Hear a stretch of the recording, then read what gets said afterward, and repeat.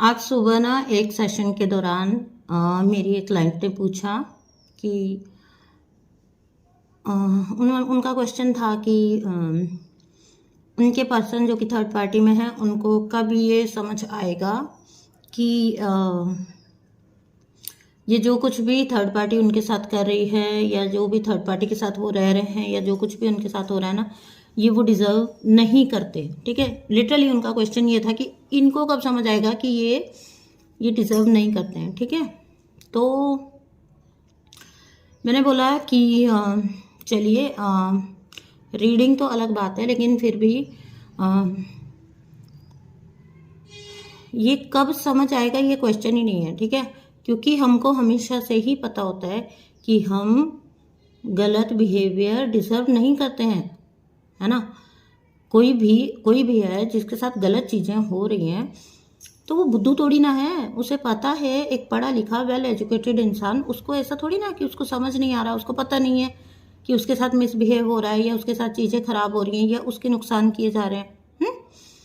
तो ऐसा नहीं है कि हम मतलब जीवन के किसी भी मोड़ पे हम ये क्यों सोचेंगे कि हम गलत व्यवहार डिजर्व करते हैं या हम कुछ भी जो हमारे साथ रॉन्ग हो रहा है ये हम सच में डिजर्व करते हैं। ऐसा कोई आई ओपनर नहीं होता। हमें हमेशा से ही पता होता है कि हम ये सब डिजर्व नहीं करते।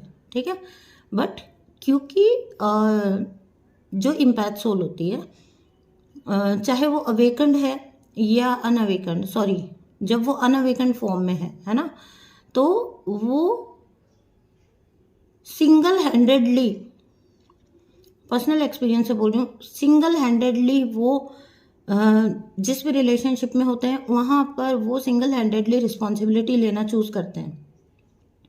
ठीक है, और ये हमारी सबसे बड़ी बेवकूफ़ी होती है। इसका मतलब ये नहीं होता कि हम कोई भी गलत व्यवहार डिजर्व करते हैं, है ना, इसलिए हम सह रहे हैं। नहीं, हम सोचते हैं कि हमको रखना है इस मीन्स हम जिम्मेदार हैं, हम रिस्पॉन्सिबल हैं। एंड द थिंग इज कि सामने वाली पार्टी कभी भी रिस्पॉन्सिबिलिटी लेने को तैयार नहीं होती है। ठीक है, तो जब सामने वाला रिस्पॉन्सिबिलिटी लेने को तैयार नहीं है तो वो प्रेशर इम्पैथ के ऊपर ही आ जाता है। ठीक है, और इम्पैथ का जब तक अवेकनिंग आती है, ठीक है, अवेकनिंग आने से फ़र्क सिर्फ इतना पड़ता है कि पहले भी उसको पता होता है कि उसके साथ चीज़ें गलत हो रही है, उसके साथ खराब किया जा रहा है। ठीक है, लेकिन अवेकनिंग आने के बाद फ़र्क ये होता है कि इम्पैथ को पता लग जाता है कि एग्जैक्टली कब उसको नो बोलना है, कब उसको बाउंड्रीज क्रिएट करनी है और कब उसको निकल जाना है।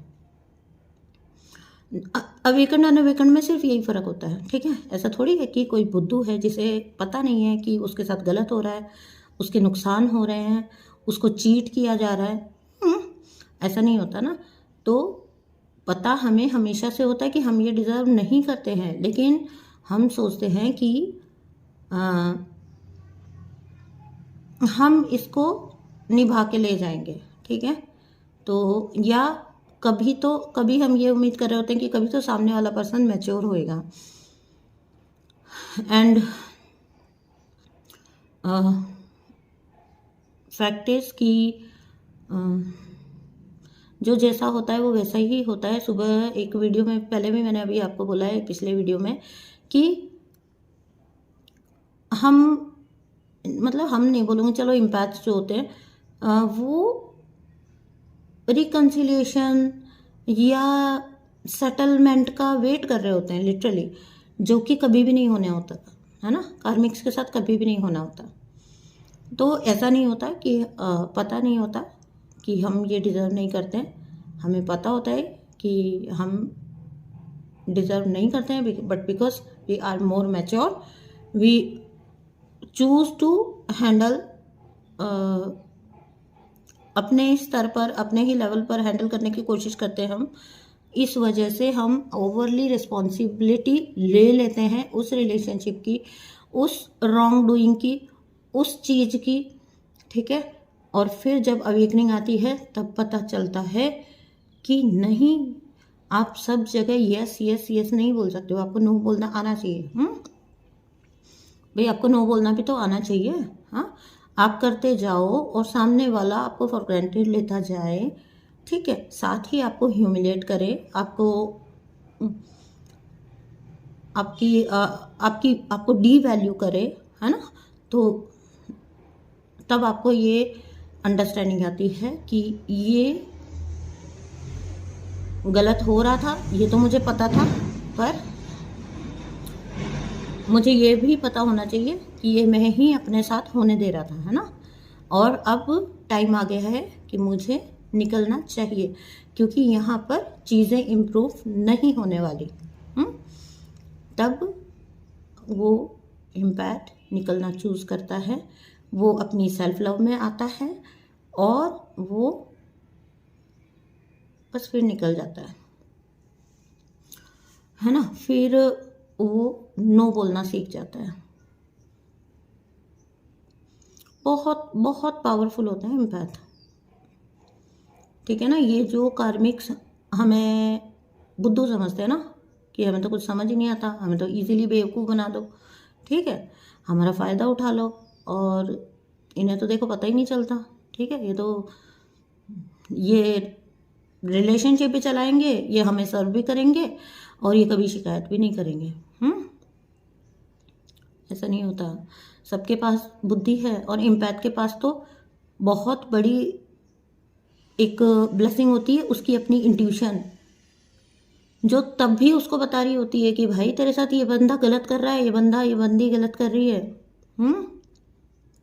तभी भी उसको वो इंट्यूशन हर वक्त बता रही होती है, ठीक है ना।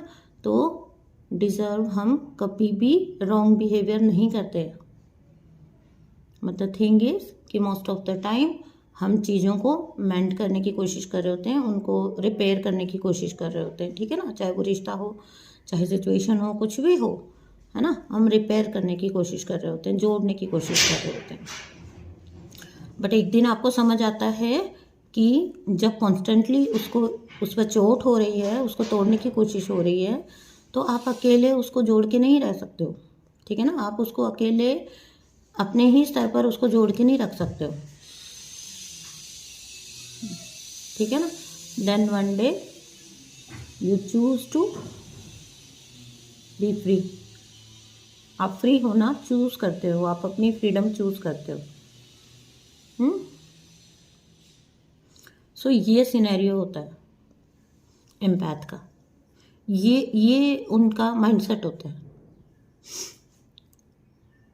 एक्सपेक्टेशंस सबकी अपने ऊपर लाद लेना, ठीक है ना,